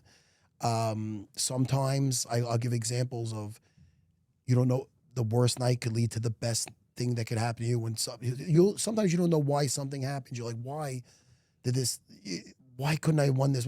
But it could lead to something better and bigger that you just don't know yet. I mean, if there's what we talked about today. I had some devastating things in my life where, oh man, I got into that one fight. I could have been. I don't believe my dream of going to the special forces. That what am I going to do now? Right. It led to the best thing ever. Like, Yeah. I like if I could. So I mean, I lost that Carol Parisian fight. Oh my goodness, all my students are here. And then it led to the Ultimate Fighter, which led to the title, which went to the Hall of Fame. So it's like I let them know, like, you know, you got to see how things play out. Don't just get too upset about this and that. But I don't know. I still don't know if that answered your question. No, it does. I mean, You know? I think about, because there's a lot of values and principles in jujitsu that I think apply, to real life. Oh yeah. And that's originally why I kind of got into it, was for my girls. I wanted them to do it for self-defense because they're getting older. They're going to college. Yes. Like, I want them to know what to do should, God forbid, they ever be in a bad situation. 100%. But I'm the one who wound up falling in love with it. That's so great. That's so great. What? And my middle daughter Murphy does it a little bit. Yeah. Yeah, my youngest has done it like twice and is convinced she knows how to do it all already. That's so fun. Yeah. But you enjoy it. How many days a week do you do it now? Three days that's a week now. great. But I've just leveled up to 3. That's so great. And But then I love it. I Well, really you do. do it. You're learning the technique, and then you're trying to apply it while you're rolling live. Yeah. You know, and, Rolling's my favorite. it's so much fun. Yeah. Yeah. But I get so frustrated because I know I don't know. Like, I'll be in a situation, I'm like, I know I can do something. Yeah. What can I do? What can I do? And then it's already, the moment's gone. But then you'll But then you'll we remember talk that about it. situa- Yeah, you exactly. could've And then done we this work here, on there. it. Yeah, this there, this here. Yep. Yeah. No, it's great. My wife, my 3 daughters, my oldest is pretty much taking up the mantle. She got her Yeah. first kickboxing match at 16. She just turned 17 recently. Oh, wow. But yeah, she had a kickboxing match. She had jiu-jitsu matches, super fights, tournaments. She competed at Madison Square Garden on. Wow. Oh my! And what's so great? Lou Neglia, the Yeah, promoter from yeah. me. He's the same promoter for my daughter. You're kidding. And also my wife. And my wife, when this whole time about her being the And school what's her name? teacher, Anne, she never threw a punch. She was straight Adrian. She looked like Marissa Tomei from My Cousin Vinny, Yeah. but very quiet. She would tell me now, like, before she'd go into my jiu-jitsu school with like a plate of raviolis for me and stuff, she would be waiting in the car for a half an hour because of her anxiety. Oh. Now let's fast forward. After my first daughter, she wanted to lose some weight. She started doing kickboxing. After each kid, then she fell in love with the kickboxing, kind of like you with jiu-jitsu. At 36, she took a kickboxing fight. She won a kickboxing title at 40. Her last one at 41. She That's had an awesome. MMA fight at 40. And she was a blue belt. The girl was a purple belt, but she also had really good stand-up, my wife. Right? She beat up the purple. She beat up the girl from Virginia. That's and again, fighting for awesome. Lou Neglia. So my wife, straight savage now. And she's a purple belt now. She's about to be brown. She's good. Wow. She's good. And it is a crazy transformation that I never saw coming. So And I love explain. it. Explain. Like, how did it change? You said she went from being the person who was waiting 30 minutes because she had anxiety yeah. to the person who. Had an MMA fight at 40. Right. Her last fight, she had a boxing match at 42, just recently. She's 42 now. She had how many months ago? Was that 6 months ago? And she got her nose broke during it. Really? Still won the fight. Tough girl from Canada. This girl, Amber. Tough girl. Nice girl, too. And she didn't stop. No. She broke it at the end of it. She didn't. And then when that Didn't let fight, she had Yeah. a great last fight. But I'll tell you, now, when I teach my graybeards on 7:30 on Wednesday nights on she teaches the kickboxing class right next. Really? Mat number 2 and 3 is a kickboxing. I'm teaching on mat number 1. And It's do family your affair. daughters? Did you ever coach your daughters? Oh, 100%. And then is she now coaching your daughters at all? She coaches. She's my Angelina's striking coach. Okay. So she does. So when my daughter had her first kickboxing match at the Westbury Space Theater, and it was in a cage because it was an MMA event too. So it's me and my wife cornering her, which is Wow, wild. that's so She Are you came the back- only parents like that? I don't know how many. I don't know. Too Yeah, many like I haven't that. heard Yeah, parents. Dual parents parent doing it, coaches. Yeah. So she came back after the first round, my daughter. And also my coach Ray Longo's holding for her too, which makes me Right. almost sentimental. Amazing. Yeah, it's wild, Yeah. And gives her way more compliments than he ever gave me. But She deserves them more. She loves it so much. And she came back after that first round. She came back to the corner. She sat down. She goes, "I love this." I go, "Oh my goodness, that's great." She's so calm. You're like, yeah, that's my girl. Oh, it's so great. It's so great. She got nerves of steel. That's awesome. I think she gets a lot of it from dance too, because she left dance to pursue this, but she was dancing. She's like 2 or 3 years old, one of those things. Yeah. Yep. My middle daughter Maria's still doing it and killing it with that. She does jujitsu too, also. They all do, my girls. But but Angie actually left. She was actually competing, running for title, going to this tournament, that tournament. Competition. Competition. Yeah. Everything means tournaments and fighting. But she went from that. So she's used to being on the spotlight with the dancing. And Yeah. This and that. Well, but body control and she athleticism and loves everything. it. Yeah. She loves this so much more. Yeah. I was hoping she might just stick to the jujitsu. Have you asked her why? She just loves it. She loves jujitsu. Does she love the contact? Does she love the problem She said- solving? you know what's really amazing? This really was like really it like almost like philosophical. I'm like, wow. After one of our first jiu-jitsu tournaments, she goes, "You know what I love about this is that with dance, it's choreographed, but when I go out, when I compete in this, I get to choreograph it, anything." Like She's in control. like in other words, Yeah. Yeah. It's not someone else's no. moves. It's like- It's hers. her She's a canvas, true she gets to artist. make the painting Yeah. and anything. Yeah. Yeah. So she hit me with that. I'm like, oh, I don't like that. Yeah. Good. That's pretty And she just amazing. loves the feel. She loves she's a little bit of like a stronger girl. So Yeah. like she feels like sometimes in the dance community, they want the little pixies running around. Right, like, right. You know, and even though she was always super technical, Yeah. but because she's a little stronger, like I don't think she was Misty getting as much love. Copeland struggled with that I don't as a know, yeah. ballerina, and she They'll probably was know a who that little is. more muscular. Yeah. And she struggled with that a lot. It's amazing. But and she got the right temperament for it. I remember one time in the kids class, she was 13, she was going with like some 14-year-old boy, and she got him in a modified clock choke. Right. Now this I should laugh. But now picture this. Now I have a decent sized school, so I'm on mat number 3. There's other 2 mats here, and there's a kids class in the cage right to the right. There's the women's class going on, and I got a bunch of parents watching. So my kid, now if you fall asleep, it happens. So that's the goal. You try to get, but they usually tap out first. Yeah. This kid was a little stubborn. Sometimes they don't want to even tap to a girl type of thing. Sure. So she got him in the choke, and I know this kid Tom. I'm like, I go, oh no, he better tap. Kid doesn't tap, right? So all of a sudden, now when you go to sleep, it could be like nothing, and they just, or it could be like they're having Right, seizure, yeah. Sure. Oh shit. It was the latter. Oh, no, no. it wasn't good. Oh, no. Oh no. So all of a sudden I see the kid, and so I run over there. I lift up his legs a little bit. I give him a little like, hey, I'm in your bedroom. So I make him happy. He's waking up. So he was a little like. Then I'm worried about her. How is this going to affect her? She's a young kid. So I got him okay. No, and first of all, nobody sees it. Nobody sees it. I don't know how Wow. nobody saw it. With all those Why did parents one there. of the persons saw it on the side, one of my black belts or something. I'm like, you sure I should? But anyway, so then I go to my daughter. I go, Angie, are you okay? He goes, he's fixing a ponytail. He should have tapped. I'm like, Cold blooded. That is savage. Okay, she got it in her veins. She's got it in her veins. She's got that ice in her veins. So she's got the right temperament for it. Oh my Wow. God. Yeah. That's awesome. It's so great. And she didn't even have to bite his ear off or anything. No, thank goodness. Yeah, Still thank time. goodness. Still time. Yeah, but she's doing phenomenal. And so are my other daughters. There's one thing that maybe it got maybe like 50, 60,000 views, maybe more. Longo sent this little kid over to interview me one time, right? He goes, oh, he's a nice kid. The mother's a little overbearing, but she's a crazy Irish lady, but you're good. So they asked me to come over to do an interview at my place. This is a little YouTuber kid, 12-year-old kid or something, right? Yeah. 13.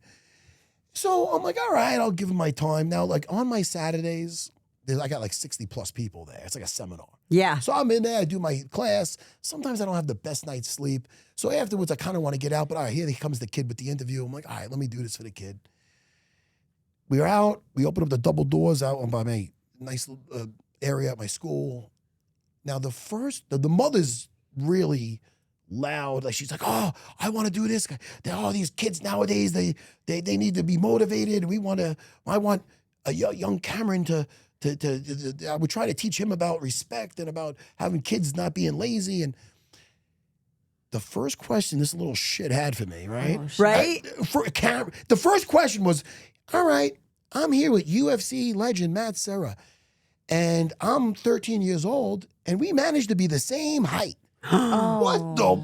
Whoa, What? really? Now look, I'm now the father You're and the doing him mother. a The father's favor? behind the camera, and they're going, dude, they set me up to get some kind of reaction. Right. My first Wait a thought- minute. They set you up to what? Like knock this kid out? Yeah. Why Or- would they put the kid I don't know. in this place? They said they were fans and they loved my sense of humor. Maybe they thought I'd be, but he said it like such a little shit. Right. Too. You'll see. So this is what happens. I'll tell you what happened, then you can always find it after. Oh, you'll love it. So my first instinct is to kind of go after the father. Not attack him, but kind of be like, Sure. So I asked the guy, I go, oh, who wrote that for you? He's like, no, me. So I'm looking at his father like, I'm like, I was about to say, who taught you respect right here, you know? Right.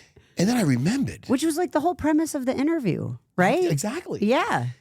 And then I remembered I got 3 little assassins in there, right? Mm.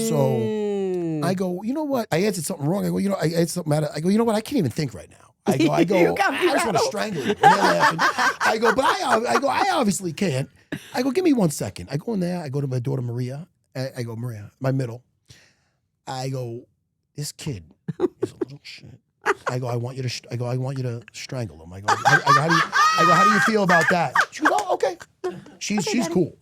So I go back out Wait, there. is this the one with the kid with the seizure? No. No, that's No, that's Angelina. the older. She's Okay. a beast. All right, okay. She's the one who's He fighting wasn't now. trying to kill Okay. him. He This just is wanted to my- hurt him. Oh, okay. If I Check. put it with Angie would, yeah. Yeah. And this kid's bigger than my Maria. My Maria's my Okay, middle, okay. my shortest, and she's so technical, and she's an assassin. so I go back out there. I go, look, I can't do anything about this. I go, but You I know can. someone who can. And you'll see in the video. I go, Snap. Maria, and you see Maria like wave. I go. So if you find on my Instagram, I don't know if you guys found it. You found it? No, not yet. All right. They'll find You'll it. see just a boy and a girl, like, I know it's kind of hard. It's back a little bit on their knees about to. I gave him I go, look, you want to start from the feet or on the floor? On the knees. He chose the knees. But and so, like, was he training at all, or he's No, I don't just a think he YouTube trained. interviewer? He's and just an then interviewer. you were like, "Hey, you need to be taught some Oh, respect." yeah. He needed the answer And for that. so then he agreed. Oh, he agreed to it. These kids will do anything for views. I was going to say, Ah. They figured it's they'd a get some viral views. moment. Yeah. Okay. But they didn't even care about getting strangled by a little girl. I mean, these kids have no, dude. I'd be just be under a rock right now. What are you doing? How could you? But they don't care. Yeah. But I would love for you to see it. Oh, we're gonna see it. We're gonna Yeah. see it. But I'll tell you, you're gonna love it because I set it up, and then you hear me talking to him the whole time. And so I can't imagine being your daughter, right? And like, if my dad came to me and was like, "Hey, this is what's happening. This kid's disrespecting me. I need you to come choke him out," I'd be like, Wait, there was like So excited. a trend for a while though where the parents would film their kids being like, "Hey, somebody wants to fight me and they're bringing their that's kids. Will silly. you come I with saw me? that. Yeah, I'm I like, saw that. I'm just I didn't see that imagining trend. your girls. Yeah, that's so funny. Yeah. that Lining was up a fun. to- That's funny. I've seen that a bunch, but this was like more. This was This is real. legit, This yeah. was Yeah. legit. So I mean, listen, this is a little boy. It's a little girl. Let's see how it goes. Oh my god, you got it. Just do whatever she. Yeah. Oh. I think he actually is. His father's trying to coach him. Oh, how many rounds? Oh no! Keep it going a little bit more if you don't mind. If you don't mind, watch here. 'Cause you'll appreciate Absolutely. this. 'Cause I want to show, even if she's on bottom. Right? Now you're on top of her. You get to beat her up. Now you get to beat her up. He's like, The commentary. Wait, hold Cameron. You were just. Cameron, Face is it is wrong turning- that I'm his laughing face so is hard at turning this? red. But it's awesome. make jokes. You want to make jokes? Oh, she's got him so good. That's it. There you go, Maria. Oh, Yeah, Maria. my little assassin. How great So was good. that? Yeah, Yeah. awesome. The awesome. power of jujitsu. See Yes. what it teaches? So, I mean, she wasn't even trying hard. oh no, she could Yeah. all day long. Like isn't nothing. that a beautiful thing? Yes. Because I all day long, like my kids and my youngest, she didn't take to anything. My other two, they love dance. My Sophia, she went in that, she hated it. 2 left feet. She's like, it's not for her, you know? Yeah. When I got into jujitsu, she was like a bird that fell out of a tree. She was nervous. Now, beating up the boys like them. Right? It's crazy. Yeah, the confidence it builds. The confidence. Oh, I have so many stories of just guys coming in, not only losing weight, but just looking like different guys. Yeah. And girls too. Yeah. The self-confidence, it's amazing what it does for people. Yeah. I mean, and again, it's like a superpower. Yeah. You know, I mean, look at that. That's so great. It's really helped me get through some very tough times. Oh, I call it my therapy. For sure. Yeah. And even, when I left WWE, I went through a lot. And jujitsu was so helpful for me. It was an outlet, it was a challenge, it was a way to kind of find myself again, I believe it. and it's because it is who you are out there. Yeah. Like when you're in that situation, I guess you find what you're made of. 100%. And it gets hard. Yeah. It's hard. It's really You're in a hard. Position, somebody's got your back trying to strangle you, and Yeah, I mean, You and gotta keep your I've got calm the and- posh version, I right? I have know, a I private know. instructor, Yes. and I'm not rolling with beginners or or people who are, because I think oftentimes you get hurt, you could, yeah, for sure. and not because it's just because someone doesn't know or it's more so, or in you that- don't tap in time. Yeah, or, it's more so in the beginners classes because Yeah. you'll get like strong guys, and I feel women and kids pick it up the quickest because it's not based on strength and size. It's Right. based on leverage, technique, Yep. timing, and they don't have that strength to try to muscle things. Guys they're doing 60% technique, then they're like, "Argh!" they try to use their Right, strength. right. Where you don't find that with kids and women, so they catch it up. They learn quick. Yeah. You know, it's a beautiful thing, jujitsu. Yeah, it really is. I'm so grateful for it. Get everybody and training. the values. Well, and it's so funny because my coach tries to recruit everybody. Like jujitsu will save your life, and he believes it to his core. And I'm not saying, Mark. yeah, Jedi I Mark. mean, but it's like the cure all, and it's funny because not everybody believes that, But it's like he says, if I could just get you just for just a minute, it would change your life, and it certainly did me. It saved my life. Are you hearing this, Christian Holoff? All right, I'm just letting you know. I'm trying to get this guy on the mats.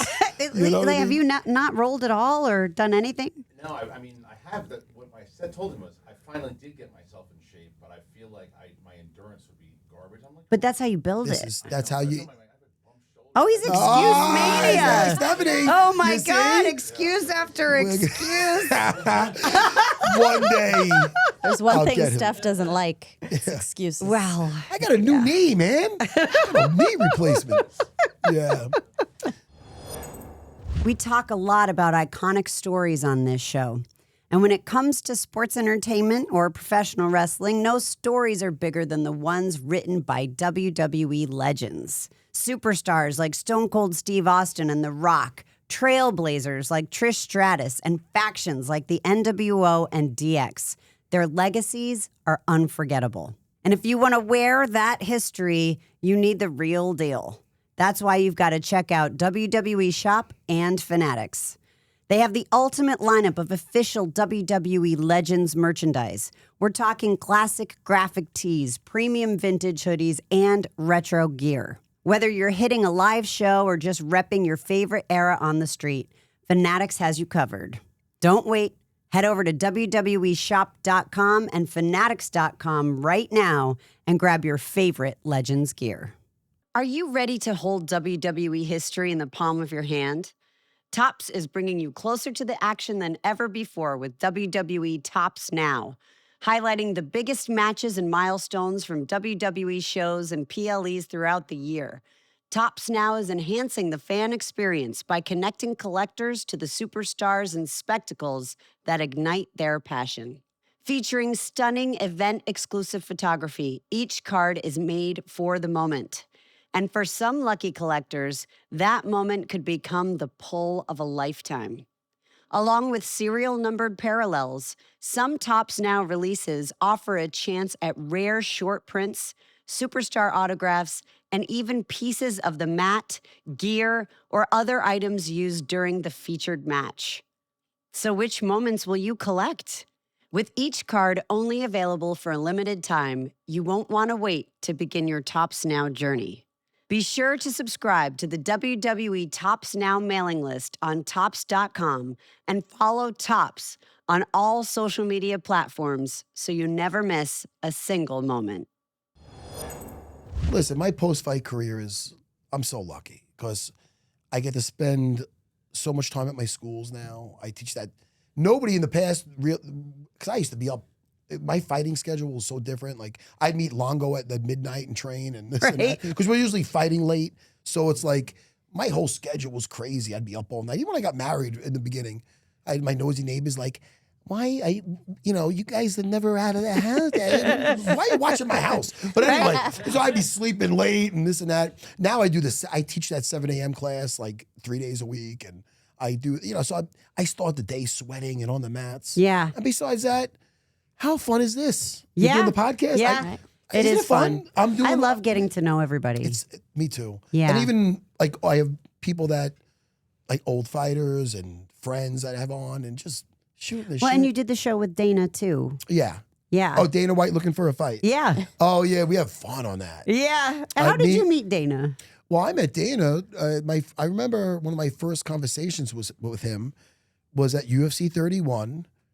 I'm on a stretcher. In that fight that I got stopped with the back fist was a good fight. Yeah. I threw some there was jujitsu that you've never seen before in that fight, but he was a slippery sucker. And then it ended dramatically running into a back fist. Right. So I remember Dana. And you didn't remember getting hit, right? You know what's funny? I got hit twice in that Right. one. That's what I thought.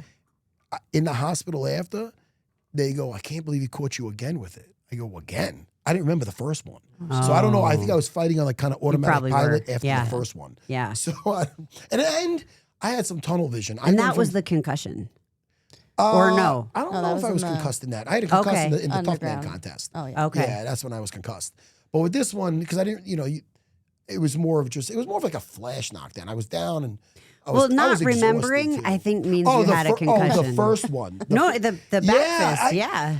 I had extreme, like almost like tunnel vision in that fight. I was sprinting in that fight. I didn't have, again, prior to that, none of my fights lasted more than a minute. So here I am fighting almost 15 minutes. And the biggest thing was the production. Like I'm used to fighting on a local show where now you're fighting, all right, the cameras are in your face. You're all right, we're walking in 5.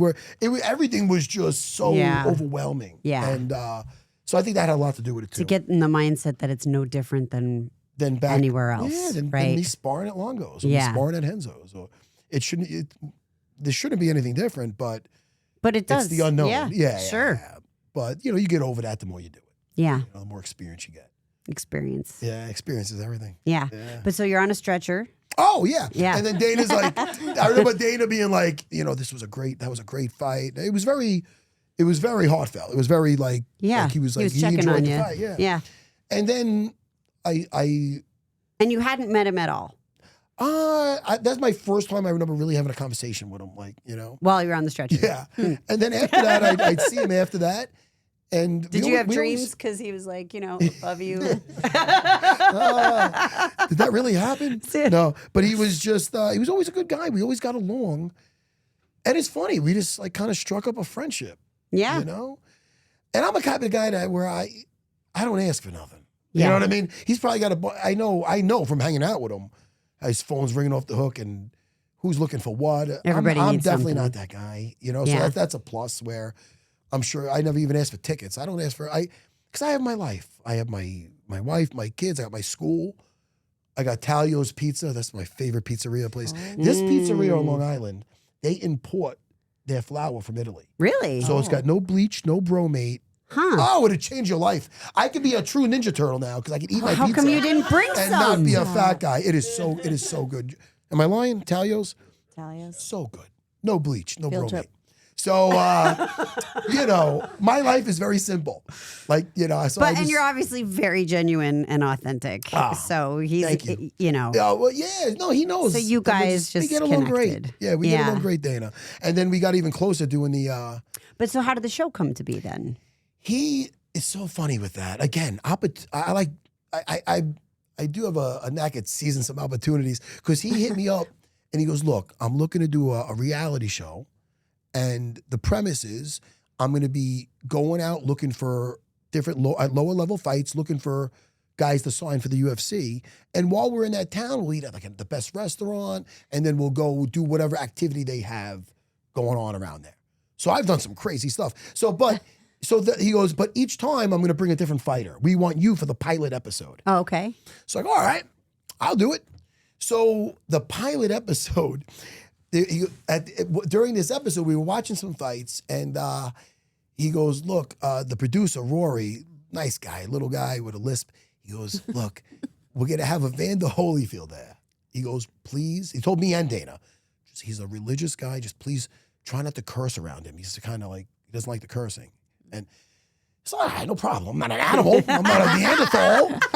So what happened was, the guy that was fighting was under a student of mine, and I didn't know him, but it was like an affiliate of mine. So I was kind of rooting for the one guy. The ring announcer, like there, Bruce Buffer or whatever, that he was drunk and he was drinking, and he starts just chiming in a lot. And then I'm saying something. He's like, yeah, I don't think you're going to come here and do this. And so I started getting into a verbal. Now, all of a sudden, I'm telling this guy to go F himself. Now it's flying out. Now it's So happening. now I get into that with this guy, F every other thing out of my mouth. What'd you say to me? Oh, it was bad. Yeah. So we were getting into it. Me and this ring, ended up horrible language. And then afterwards, I go to Rory. I go, hey, man. My bad. And I remember he goes, are you kidding me? That's TV gold. He was so happy. I go, what? And then they go, look, you're on the show permanent. Now, no reoccurring fighter. You're our guy. Nobody So can next thing you top know, that. how many episodes later, we did it for years. It still gets popped up every once in a while. What's some of the craziest stuff you guys Oh, did? my goodness. I wrote a bull. And Dana did it too. They set us up. They're going to go, they're going to have training bulls for us. There's no such I would thing. think a training bull's worse. You think the bull knows it's a training bull? The one that's well practiced. Right. We got there, and they go, no, these are, what is it, PGA? Whatever. These professional bull riding. these are the professional bull. Which is a part of TKO, the parent company. Yeah. Dana has a bull or something now. Yeah. But, yeah. So I go, look, I came here to ride a bull. I'm not doing this now. This is maybe 10 years ago, 12 years. I go, I'm riding a bull. I'm here to ride a bull. So Dana did it too. And if you watch that, Dana almost got, you could die. No, It's I know. crazy. I know. That, there's not many things that gave you that kind of that same, close to the same feeling as about when you're about to walk out to the cage. That was one. That adrenaline. Because you know you're not. Yeah. Because you know you're not Because going in are that you cage. you're locked in the cage on the bull? Oh yeah. And then Yeah. they open it up, and I kind of so landed on my what's feet. it like I kinda, right before the moment you're describing, right? Is there a countdown? Is there a buzzer? Is there a They're bell? about to let you. It's exactly what you see. Yeah. On the thing. and what are let they you doing out. to the bulls to get them all riled up? No, I don't. I think they just They they're just are. bulls. They don't want to They be in are. that Okay. cage. They All want to right. just Okay. go nuts. They don't want you on your back. I thought So, they like brand like gun we with all something. did I it. thought they We did all- something else. I didn't see him doing anything. But Yeah. I don't. I Yeah. was. But Kinda, I don't know. Yeah, I have no idea. Yeah. Mine didn't go so bad. I kind of like when I just jumped. jumped I kind off. of landed on my feet when I Yeah. fell off it. And That's great. Dana And fell. but then are you like, holy shit, is it gonna come at me? yeah, I think got the guys running out there to try to Or distract yeah, them? but yeah, but Dana, that thing almost landed on his head. He got thrown. It jumped. It almost stomped on him. So yeah, that was. did very he scary. land messed up too? Well, I think even the bucking, right? Like your neck, I your ain't doing it back, now. like Well, yeah, it was wild. yeah. But that's probably the wildest thing I did. But we also in Florida swam some right? sharks. Yeah. Yeah. There's not many. I mean, how many people you can look down and there he is. This shark's looking up at me. I'm like, oh, I jumped out at that point. I went back in, And no cage, right? and they were doing What? no cage at all. Yeah. When we got there, no shark. we cage. thought there was gonna be a cage. They go, look, the guys. Oh, that are- you thought there was gonna we be a thought there was cage? gonna be a cage. That's a and they big go, look, surprise. the guys that are running it, these rednecks, they're like, look, they go, oh, the cage will hurt you more than any shark. I go, really? Cage is gonna bite me? Yeah. I go, but so we didn't use the cage. And they're doing everything you're not supposed to do when you're in the they're Chum in the they're chum in the water. water. Yeah. They're on the sides, like clapping like seals. I go, what? Yeah. They're trying to draw in sharks. Right. And one of the camera guys was on the other boat, and one of the help from that they go one of the guys and he said that the guy goes sooner or later something's going wrong here. You know what I mean? That's So, what they were going for, I guess. Crazy, Right? I don't think they want anybody to get bit, but I mean I know the producer doesn't want that. No, but no, but I mean the guys. that are running it. I don't think they Yeah. want that either. They'll get sued, but they're But making what some what are money. they doing then? No I cage, have chum in the no water. clue, and I'll never What do it kind again. of sharks were they? I forgot, but. They're sharks. I literally forgot, but Yeah. it's on the episode. Yeah, you yeah. can check the episode. I think it might have been Tampa. We went all over. Wow. I did trapeze stuff. I did demolition derby, which Yeah. is pretty cool. Oh, that's that awesome. sounds like that fun. was very cool. Was that like bumper cars? Yeah, but for real, Yeah. yeah, that was wild. They put my face, a big head on the side of it. It was Really? Yeah, That's people want cool. to ram it more. And then I did stand up comedy at the Laugh Factory, I'm a silly guy, but I never planned on doing No, that. stand up's really hard. That is hard. Yeah. but that was great though. Yeah? It went well. Yeah. I could see it going well for you. Oh, look at this. I lost some weight. So my head's like a meatball there. Yeah, this is insanity with no Look at cage. this. Wait a minute. Oh no, this was not fun at all. I mean, this was crazy. My buddy Your Dean Thomas, adrenaline must have been through the roof. It was just. But here's a snorkel. Yeah, I went Yeah. in. Good luck. It's weird, man. I Don't remember breathe in looking the underneath water. and seeing the shark just looking up at No, me. I can't. I'm like, what's stopping this thing from just coming up and biting? me? Right? And I'm not a graceful swimmer. I mean, I doggy paddle. I'm not. Oh my God, I really? sink. Yeah, I'm not So a big you're not a swimmer. great swimmer Oh, and you're no. in this water with these sharks? What could go Oh wrong? no, this was just they're right there too. It's like, what's stopping them? It's one of those things they tell you. Oh no, they're more afraid of you. Really? Yeah. A shark? No, this was. Yeah. So hey, this show, Look down. Wait, why Yes. isn't Dana in the water? he gets in. I jump out first, but then I jump back in. You're like, Danny would make fun of me back then. I was What I was made like you 40 get back pounds in? heavier. He would make fun of me in a wetsuit.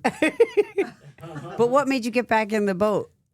I didn't want Dana and them goofing on me, to be honest. Oh, really? Okay. Then All they right. torture me. They would torture You me. sensed it. Back then, I'm like, no, I'm not being the guy to not do it. I went back in. I plopped back in. Oh yeah, that water Yeah, is no, making this was brutal. This is a fun show though. I got to do so many things I never thought I'd want to do. I did a bucket list I never even had, but I did a lot of things. You did it. You know? That's very cool. Yeah, very cool. Dana, You know? what's happening? So, but the He's talking bull some riding shit. and the stand-up comedy was the most. Not this? No, it Really? was scary, but it wasn't like Why? that. I don't know. I didn't think I was going to stay in there. Yeah. So I didn't really.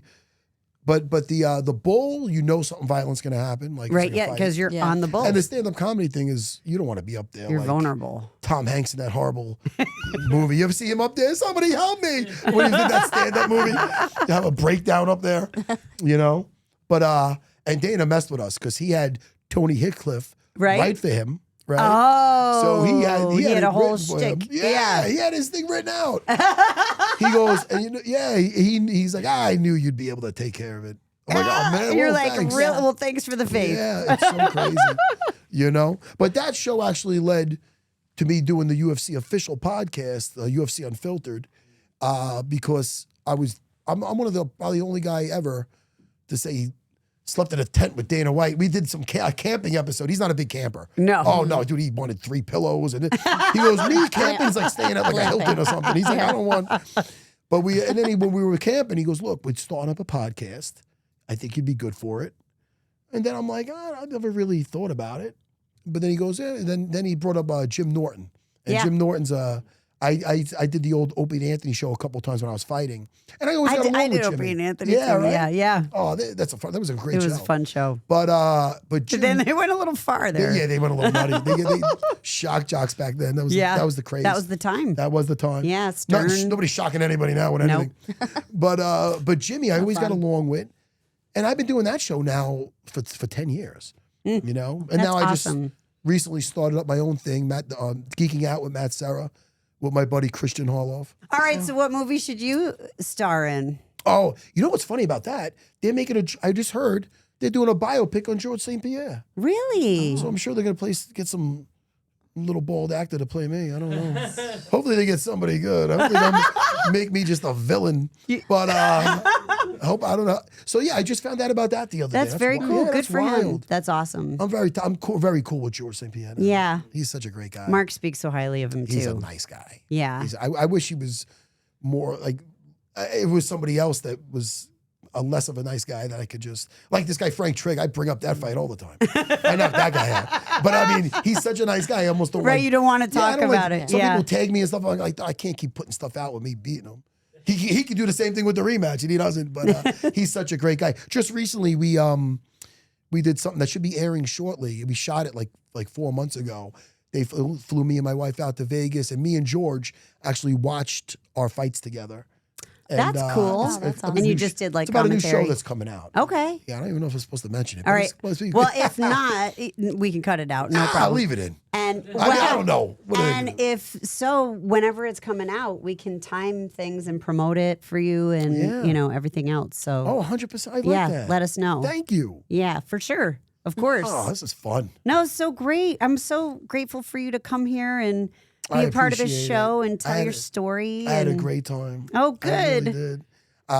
If it is ending, can I just plug my You can plug whatever you want. Matt Serra channel? Which camera is mine? Me, right here.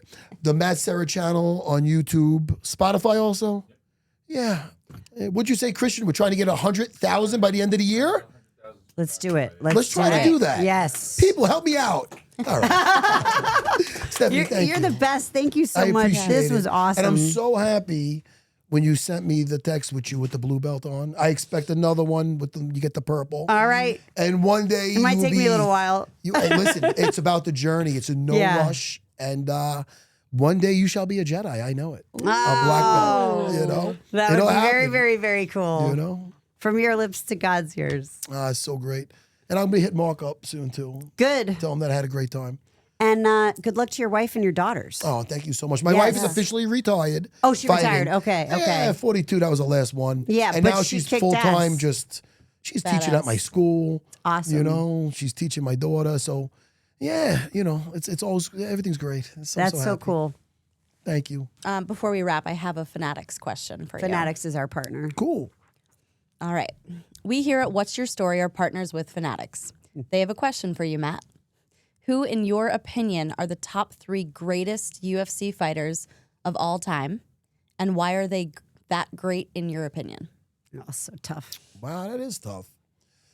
Well, you have to put George St. Pierre for one. I mean, not only.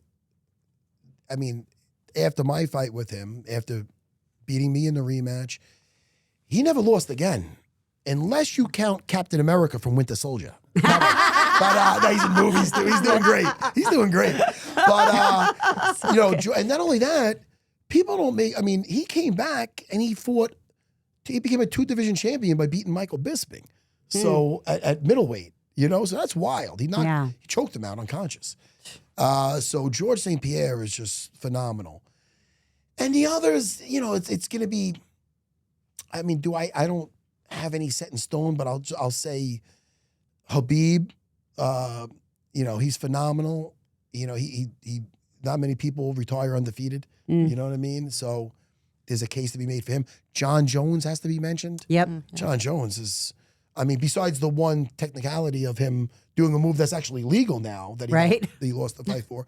So that's, you consider him undefeated. And what he did, I mean, he just, again, became a 2-division champion.